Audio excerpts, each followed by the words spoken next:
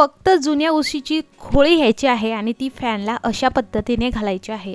तुमचे एवढे अवघड कामे सोपे होणार आहे आणि सगळ्यात महत्त्वाचं जे एक्स्ट्रा काम आपण फॅन साफ करताना जी सगळी धूळ वगैरे खाली पडते ते सुद्धा तुमचं घाणवणार नाही. नमस्कार मंडळी, उन्हाळा सुरू झाल्यानंतरचा फॅनचा वापर अधिक प्रमाणात होतो आणि उन्हाच्या तडाख्यापासून शरीराचे संरक्षण करण्यासाठी आपण फॅन दिवस रात्र चालूच ठेवतो. फॅन अधिक वेळ चालू ठेवल्याने वीज बिल तर जास्त येतेच, शिवाय फॅनवर धूळ आणि घाण जमा होते. धूळ जमा झाल्याने ते हवेत पसरतात आणि धुळीमुळे आपणही आजारी पडतो, हे वेगळंच. आता काहींना सिलिंग फॅन साफ करणे खूप कठीण वाटते आणि बरेच लोक महिनाभर सिलिंग फॅन साफ करत नाही. आता काही लोकांची उंची कमी असल्याकारणाने सिलिंग फॅन साफ करण्यासाठी त्यांना शिडी किंवा इतर उंच वस्तूंचा वापर करावा लागतो. आणि जर आपल्याला पंख्याच्या पातीला हात न लावता स्वच्छ करायचं असेल तर ही ट्रिक वापरून बघा. या ट्रिकच्या मदतीने काही मिनिटात तुम्ही सिलिंग फॅन जे आहे ते स्वच्छ करणार आहात. कसं करायचं? चला, मी आहे ना, अगदी सोपं आहे. सिलिंग फॅन आपण साफ करत असताना जी खाली सगळी धूळ वगैरे पडत असते, नंतर पुन्हा ती झाडून घ्यायचं, पुसून घ्यायचं, हे करायचं सुद्धा तुम्हाला काम नाही. घरामध्ये आपल्या ज्या काही आपण फेकून देणारे कपडे आहोत त्याचाच आपण रियूज करणार आहोत. एकदम भारी अशी ट्रिक आहे. नक्की हा व्हिडिओ शेवटपर्यंत नक्की बघा. आता बघा, इकडे तुम्हाला मी फॅन अगदी जवळून दाखवते आहे. गेला 1 महिना झाला मी हा फॅन साफ करणं माझ्याकडनं झाला नाही.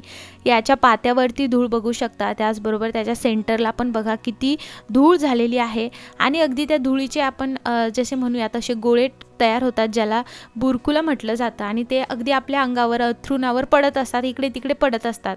आणि त्यामुळे मग आपल्याला विचार येतो तो म्हणजे फॅन साफ करायचा. पण फॅन साफ करायचं म्हटलं तर मग कसं करावा? अशा पद्धतीने करा. आपल्याकडे बघा, जुनं बेडशीट झालं की आपण ते टाकून देतो किंवा कशासाठी तरी त्याचा रियूज करतो. पण त्याच्या ज्या खोळी राहतात त्याचा बरं कसा रियूज करायचा? काय करायचं आहे? घरी जुनी एखादी खोळ असतेच ना उशीची, ती कव्हर तुम्हाला घ्यायची आहे. लक्षात घ्या, जुनीच घ्या बरं का. म्हणजे कसं, तुम्ही नेहमी एकदा का ही खोळ ते फॅन क्लीन करण्यासाठी वापरली की तुम्ही टेन्शन फ्री राहणार आहात. सगळ्यात प्रथम सिलिंग फॅन बंद करून ठेवा. काही वेळ सिलिंग फॅनला हात लावणं टाळायचं आहे, कारण अधिक वेळ चालू राहिल्याने कारणाने सिलिंग फॅन अगदी जो आहे तो गरम होतो आणि त्यामुळे फॅन साफ करत असताना चटका देखील बसू शकतो. स्टेप नंबर 2, आता काय करायचं आहे? जुनं उशीचं कव्हर घ्यायचं आहे, स्टूल किंवा सीडीवर चढायचं आहे आणि पंख्याच्या ब्लेडच्या आत उशीचे कव्हर त्याला लावून झाकायचं आहे. तुम्हाला जसं व्हिडिओमध्ये दिसतंय तसंच. आता काय करायचं आहे? पंख्याच्या वरच्या आणि खालच्या दोन्ही बाजूने हे साफ होणार आहे. कसं ते सुद्धा सांगते. आता जो काही या पातीला धूळ आहे, धुळीचे कण आहे, ते सगळं कुठे येणार आहे? उशीच्या खोळीमध्ये आतमध्ये चिटकणार आहे. आता तुम्ही बघा कशा पद्धतीने आपण हे साफ करतोय. असं हातात धरायची आहे उशीची खोळ आणि वरच्या आणि खालच्या बाजूने त्याला व्यवस्थित साफ करायचं आहे. कितीही तुमचा घाण झालेला फॅन असेल त्याला कधीच सगळ्यात प्रथम ओल्या कपड्याने पुसायचं नाही. त्याला कधीही कोरड्या कपड्याने तुम्हाला साफ करायचं आहे. म्हणजे जे काही धुळीचे कण असतील किंवा जो काही चिकटपणा आहे तो कुठेतरी आधी कोरड्या कपड्याने निघून येईल आणि नंतर मग आपण त्याला ओल्या कपड्याने पुसू शकतो. आता खाली बघा, तुम्हाला काही दिसतंय का? धुळीचे कण किंवा काहीतरी घाण दिसते का? सगळी घाण या उशीच्या खोळीमध्ये येणार आहे.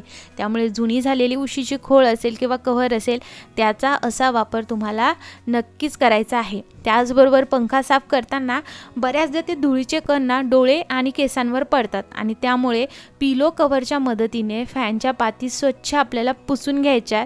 आपण यानंतर दुसरीसुद्धा स्टेप करणार आहोत, पण त्याआधी तुम्हाला ही स्टेप पूर्णपणे फॉलो करायची. आता बघा, हे व्यवस्थितरित्या अगदी 2 मिनिटात पूर्ण फॅन साफ करून होतोय बघा. अगदी हे हलगतरित्या काढून घ्यायचं आहे, घाण खाली पडत नाही. आता इकडे रिझल्ट बघा, ही पात बघा पंख्याची किती छान पद्धतीने साफ झालेली आहे. आणि आता मी तुम्हाला दुसऱ्या पातीसुद्धा दाखवते. फॅनच्या 3 पाती असतात तर आपण 1 साफ करून घेतली आहे, 2 बाकी आहेत. तर ही साफ झालेली पात आहे, किती स्वच्छ दिसत आहे. अजून तर आपण त्याला व्यवस्थित ओल्या कपड्याने पुसलं सुद्धा नाहीये. आणि दुसरी पात बघू शकता, बिफोर आफ्टर तुम्हाला इथेच दिसलेलं आहे. सो नक्की या पद्धतीने तुम्ही करून बघा. आणि हो, दर 15 दिवसांनी किंवा महिन्यातून तुम्ही अशा पद्धतीने साफ केलं तर कुठेतरी तुमच्या जो काही फॅन एवढा जास्त घाण होतो तो जास्त घाण होणार नाही. दुसरी गोष्ट, उन्हाळ्यामध्ये फॅनचा जो काही वापर आहे तो भरपूर वाढलेला असतो, त्यामुळे शक्यतो उन्हाळ्यामध्ये 15 दिवसामध्येच तुम्हाला हा फॅन अशा पद्धतीने स्वच्छ करून घ्यायचा आहे. आणि तिसरी गोष्ट, जर तुम्ही नेहमी अशा पद्धतीने स्वच्छ केला तर फॅन अगदी खूप घाण होत नाही. आणि जर फॅनवरती धुळीचे कण किंवा खूप घाण झालेला असेल तर अशा वेळेस फॅनचा स्पीडसुद्धा कमी होतो. आणि उन्हाळ्यामध्ये अतिवापर केल्यामुळे तुम्हाला माहितीच असेल फॅनचा स्पीड असाही अगदी तो फॅन खूप गरम होतो, त्यामुळे तुम्हाला नेहमी साफ करत राहायचं आहे. आता तुम्ही बघू शकता इकडे उशीच्या खोळामध्ये जेही काही घाण आहे ती पूर्ण उशीच्या खोळामध्येच आलेली आहे.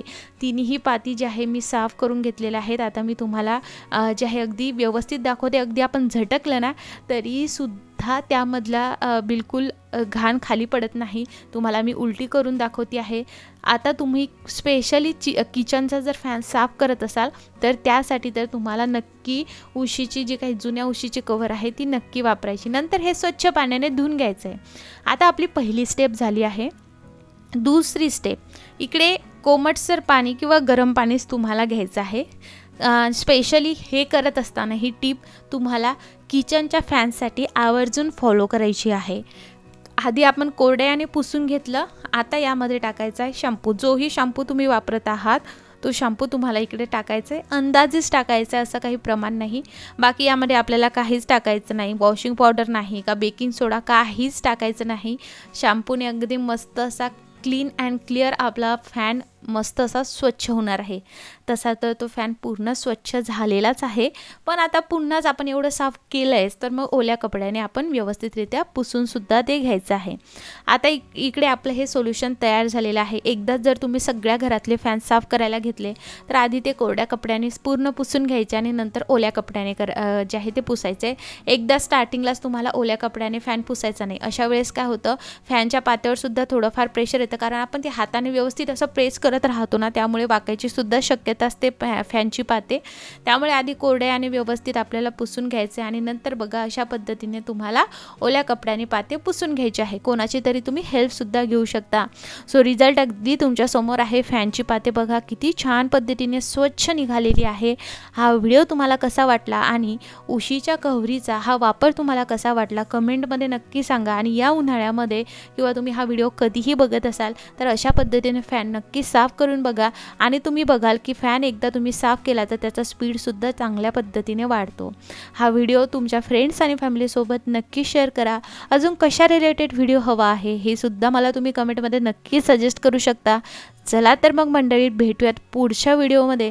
आणि हो मंडळी, फॅन साफ केल्यानंतर मला अनुभव शेअर करायचं बिलकुल विसरायचं नाही. इंस्टाग्रामला सुद्धा फॉलो करा आणि व्हिडिओला लाईक करा. खूप खूप आभार.